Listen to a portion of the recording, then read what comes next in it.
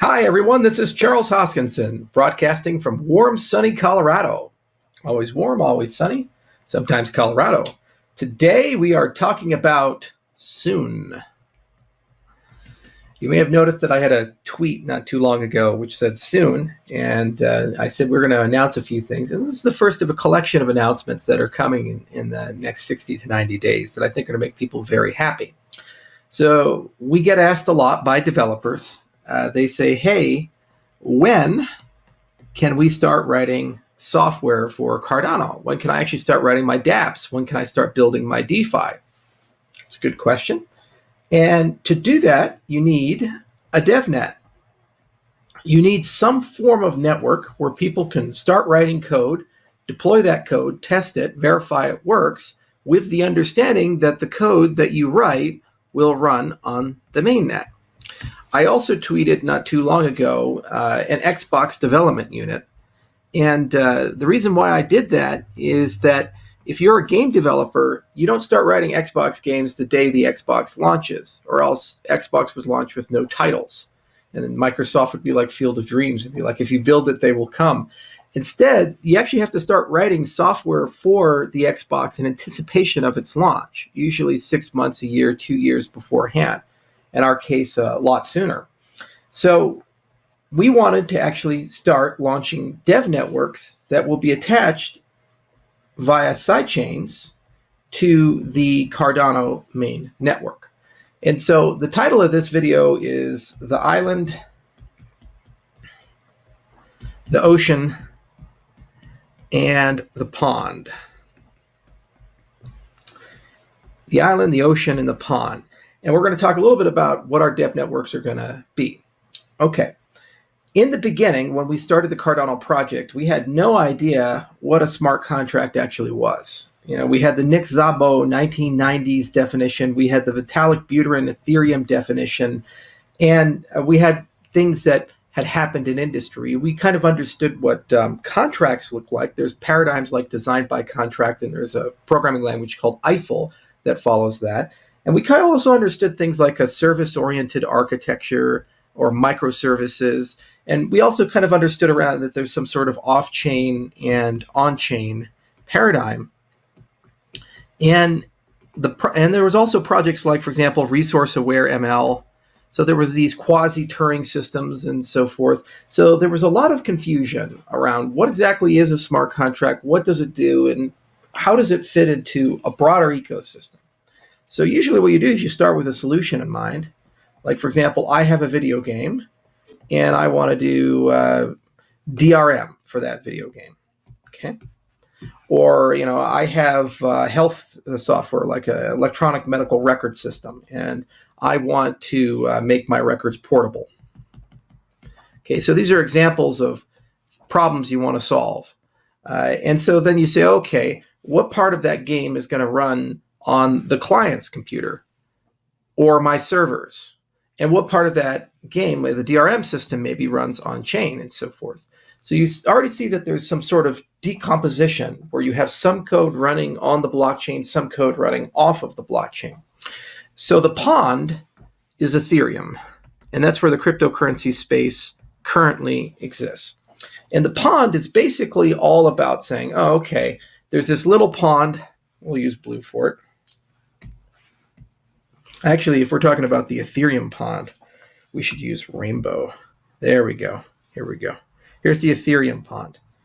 A little bit of water.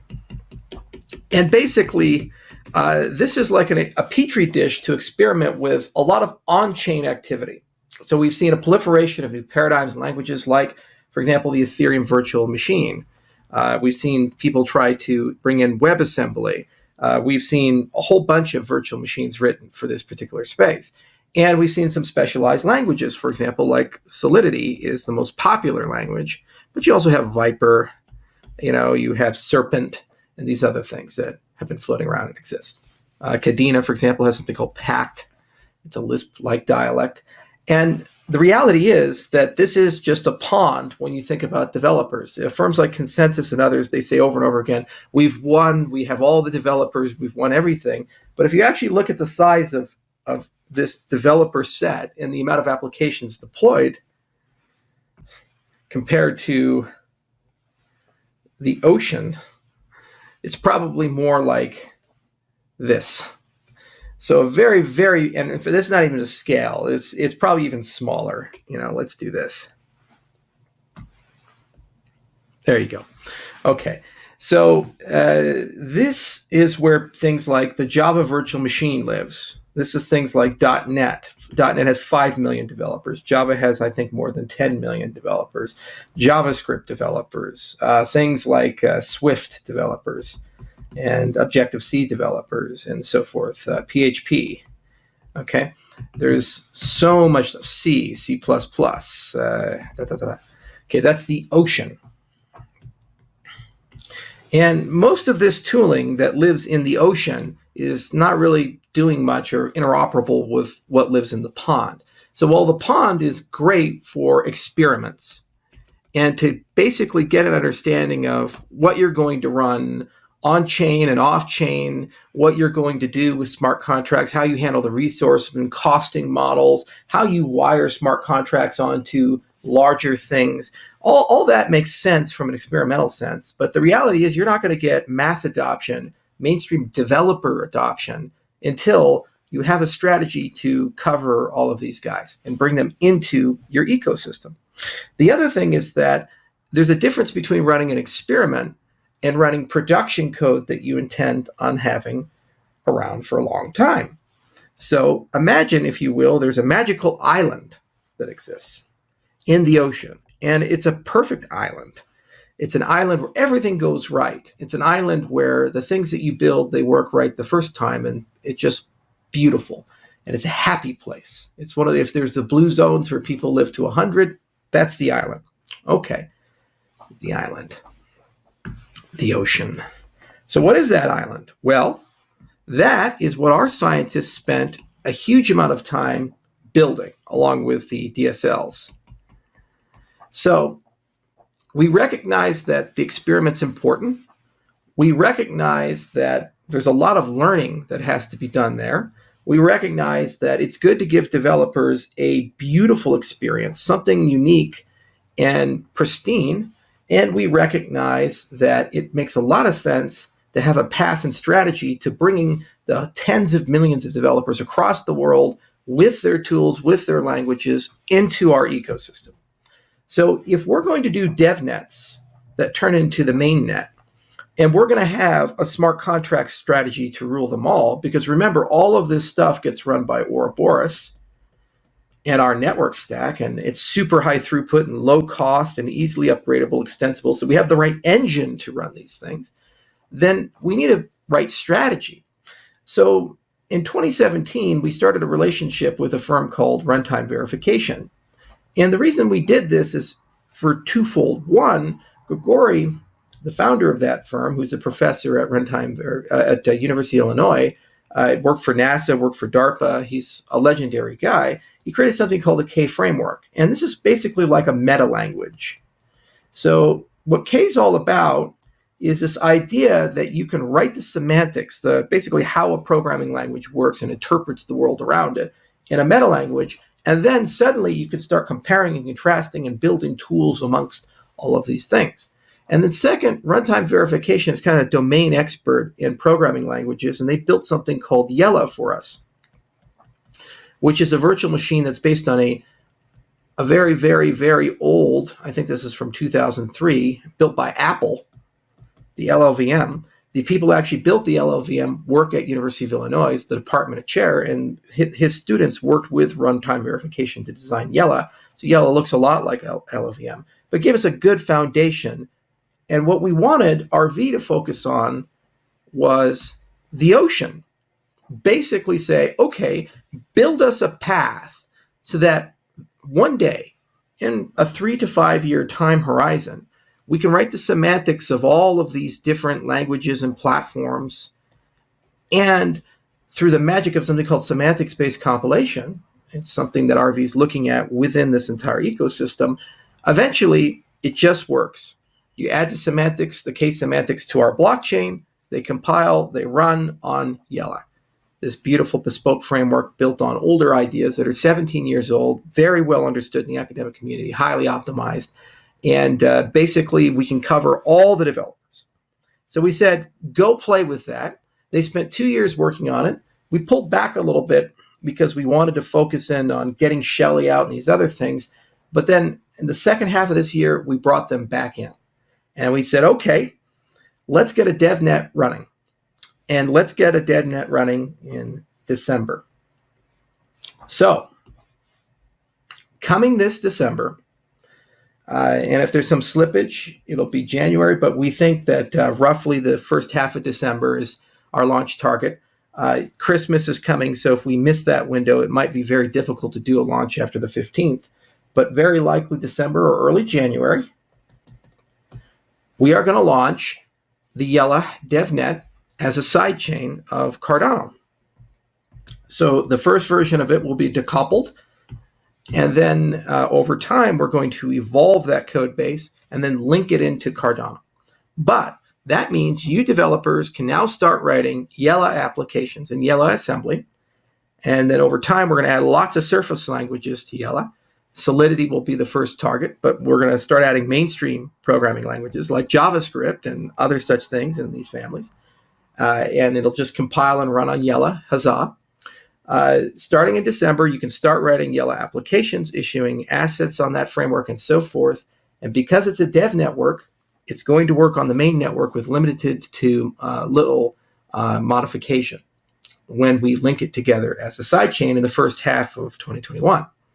Now, this long-term research agenda, we're going to run it for years because we use Yella and K in many different things. And actually, Algorand is already using runtime verification services, as are other firms. So there's some cross-industry ideas that are floating around. RV is a great firm, and we'll keep investing in it. And over time, all these mainstream languages will be made available and more.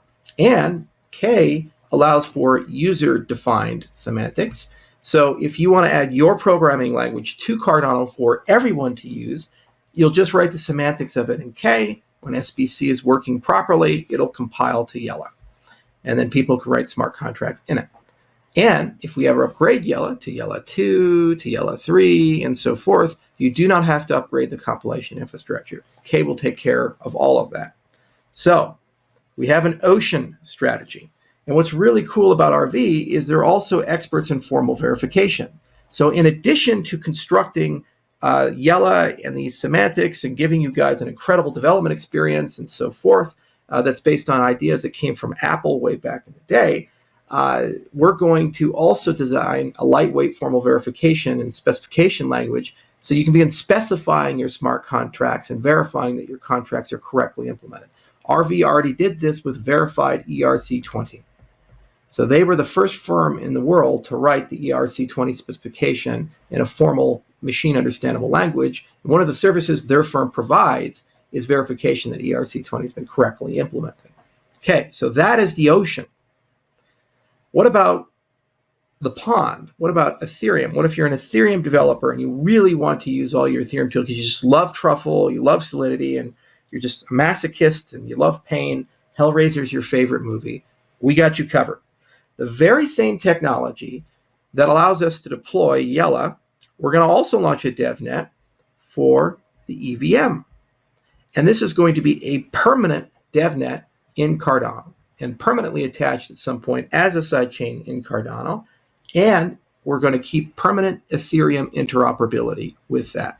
What that means is whatever the latest version of the Ethereum EVM is and how Ethereum tooling works, we're going to maintain that infrastructure with Cardano. It'll be part of the Cardano ecosystem, and the maintainers of Cardano are going to work on it. And that sidechain is going to allow you to run Solidity code. It's going to allow you to run EVM bytecode. It's going to allow you to use all your favorite Ethereum tools and port over your tokens one-to-one. And that means coming, I believe we've had this tentatively slated for December 10th-ish. And that might slip a few days, but we're feeling pretty confident about that.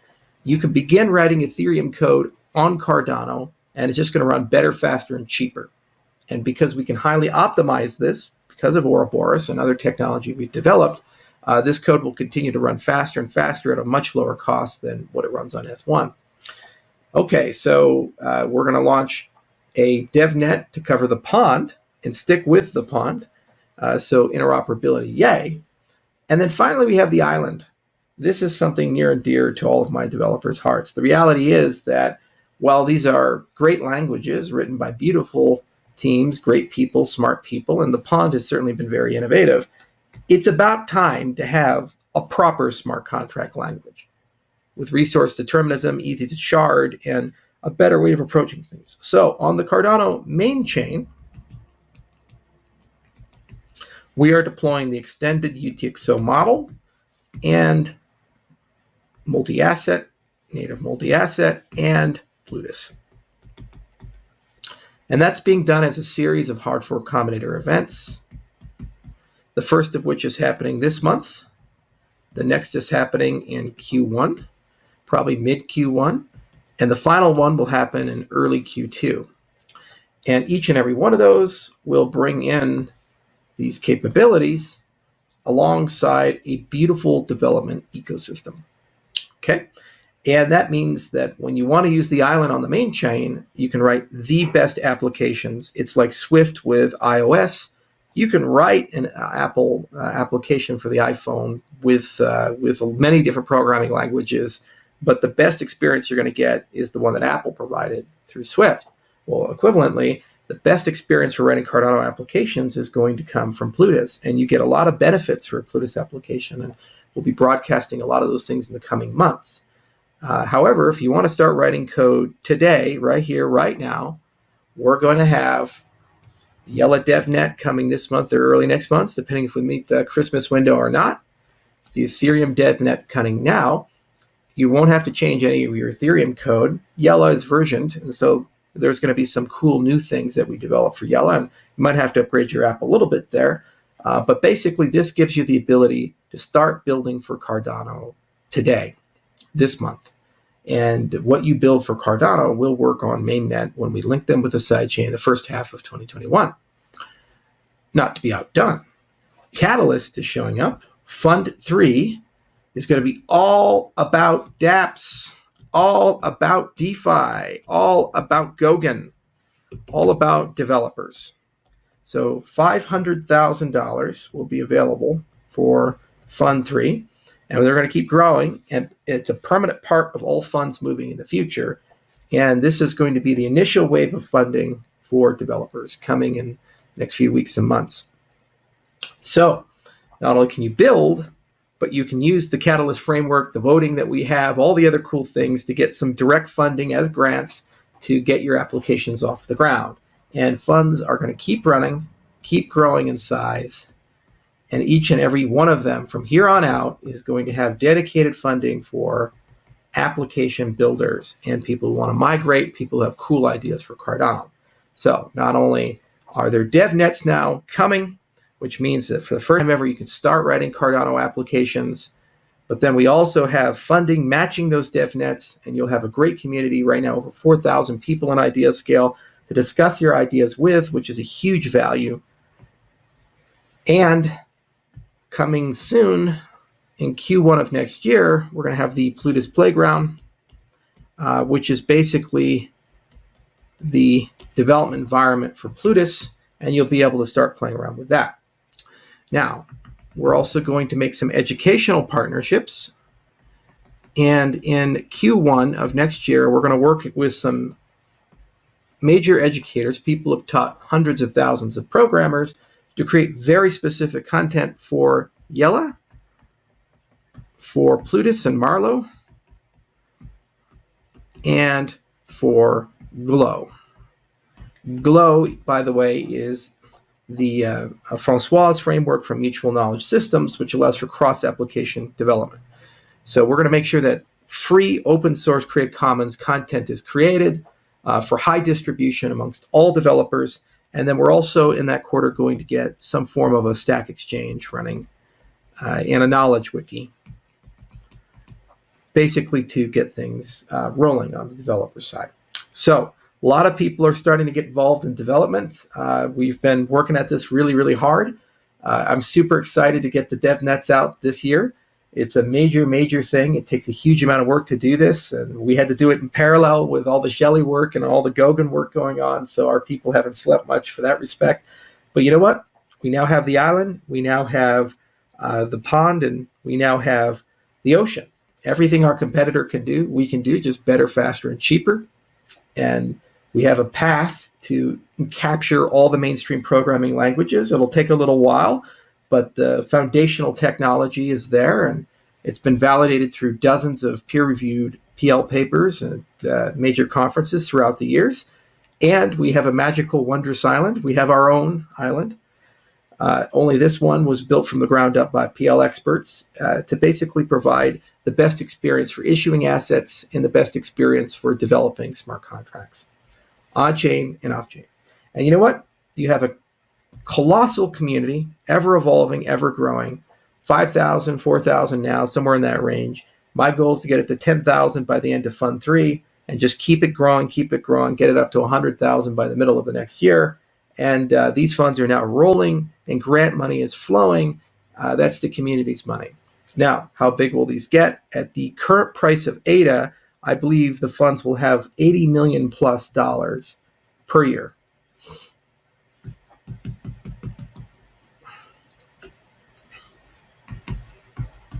Per year, at the current price of ADA. We reach dollar ADA. That's almost $1 billion, give or take. It's pretty crazy what you can do when these numbers start scaling. So huge amount of funding is available specifically for grants to the community, and a lot of that is going to be in dApp development, DeFi development. We're also developing our own DeFi portfolio, and we'll make some announcements this month on that and next month on that, but I'd like to have coverage of the whole DeFi spectrum, and we have some great partners there. One last thing about Glow. Glow is a really cool project. People try to conceptually ask, well, what's the point of it? I really wanted a Cordova of Cardano. So Cordova is a very popular mobile application framework to write cell phone applications across platform. You can go native, you can go Android, you can go iOS, and so forth. Well, Glow's goal is to deploy apps on Bitcoin, to deploy apps on Ethereum, is to deploy apps on Tezos, on Cardano, and other chains. And they're going to keep adding support over time. They have a beautiful way of doing that. And Glow applications are quite nice. They're based on OCaml syntax. Okay. We are partnered with them. We're working in them. And I'm probably going to take a strategic investment in their company. We're negotiating that right now. But what's really cool is Glow will work with the Ethereum DevNet. So they already have a compiler of Glow to EVM, and they're working real hard to get that out when we launch the Ethereum DevNet this month. So you guys can also try writing Glow applications. And what's cool is the Glow applications, write once, run everywhere, will long-term run on many different systems. So if you are a cross-platform guy, you don't want to bet on your blockchain, you have a path, and Glow's a really cool path. If you're a mainstream developer with mainstream languages, the Yellow framework will get you there long-term, and our first foray into that is happening this month or early next month, just depending upon if we hit the Christmas window or not. And there's a huge, beautiful, cool roadmap that's there. And if you love living on a beautiful island, perfect weather, and things are incredible, that's the point of Plutus. And there's so many cool things there, from extended UTXO to native multi-asset to Plutus. And there's a series of hardware combinator events that we're systematically marching our way towards. And because all of it is powered by the Ouroboros engine, we'll get very high throughput. And when the time comes and Hydra is turned on, we will have better throughput than Visa, MasterCard, or any of these other guys combined. We'll be able to cover pretty much everything. So this is the Cardano developer ecosystem. It's the island, the ocean, and the pond. I think we're the only people that cover all three. I think we have the best holistic strategy, and this is the month where you finally get to play around with it. A lot of developers are going to be floating in. A lot of people are going to be talking to us. It's going to be a huge amount of fun. We're going to be making a lot of partnerships in the next 90 days, announcing a lot of cool stuff. And things are going to move very, very quickly. The other thing is, because of this sidechain model, it means that we are right now building out the infrastructure to wire on sidechains to Cardano, special purpose sidechains. We have 3 code platforms. We have the Mantis code platform, we have the Jormungandr code platform, and we have obviously the Cardano Haskell platform. Now, Jormungandr is written in Rust.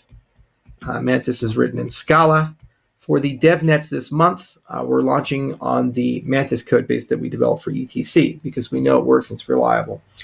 Long term, we're going to use the Jormungandr code base for the side chains that we're going to wire onto Cardano. And we're already building a specific bespoke team for that because Catalyst also uses the Rust code. And this allows the Cardano Haskell team to operate undisrupted, meaning that all of the work on the side chains in the DevNet, most of that work is done in parallel with the work that's being done to bring Plutus to market. This is the beautiful thing about having multiple platforms and parallelism in your development flow. So we're very confident in our ability to deliver. We understand this code very well. Mantis in particular has been on market since 2017, and we've had a joy of a time updating it recently. So it's very production, good code. And Jormungandr we've been playing around with since the ITN days, and we've learned a huge amount from that, and there's a great team there. And obviously we're moving at bleeding edge speed with the Haskell code base, releases every week or every other week. So it's pretty cool to see all that come together.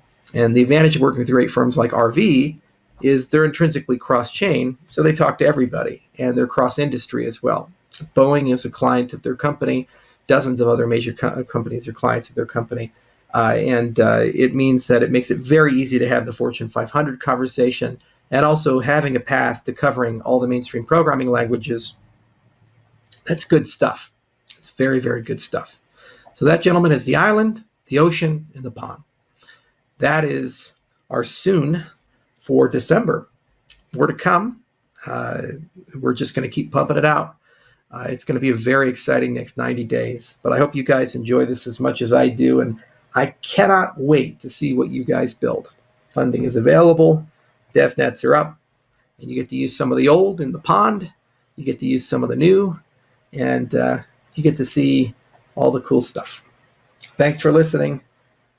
And I hope you guys have a great Christmas. See you on Ada Lovelace's birthday. Cheers.